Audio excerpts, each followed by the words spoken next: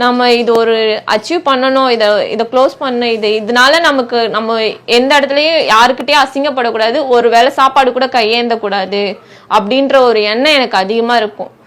ஏன்னா நான் அந்த சாப்பாட்டுக்காக நாங்கள் கஷ்டப்பட்டிருக்கேன்.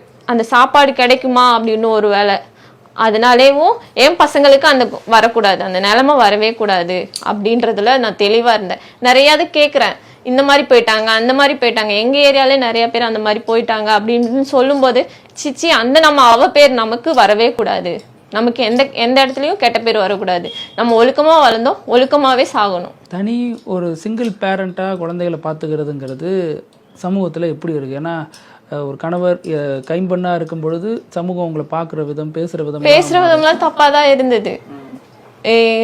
சொல்லுவாங்க, நிறையாது சொல்ல முடியாது, அது அந்த அளவுக்கு கஷ்டம். சிரிச்சுக்கிட்டே ஹேண்டில் பண்ணிடுவேன்.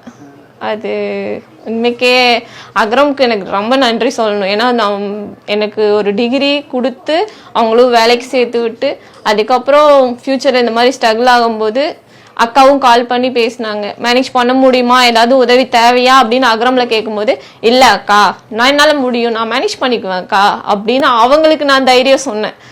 அதுவே ஜெயஸ்ரீ அக்காவுக்கு ரொம்ப பிடிக்கும் என்ன. இல்லை, இப்போ கணவர் இறந்ததுக்கு அப்புறமே அகரம் வந்து உங்க கூட டச்சில் தான் இருந்தாங்க. அவங்க பேசினாங்க, கால் பண்ணி பேசினாங்க, ஜெயஸ்ரீ அக்கா பேசினாங்க, ஆண்டனியனா பேசினாங்க, இந்த மாதிரி குழந்தைகளை விசாரிச்சாங்க, அதெல்லாம் பண்ணுவாங்க, அதெல்லாம் நல்லாவே பார்த்துக்குவாங்க அகரம்.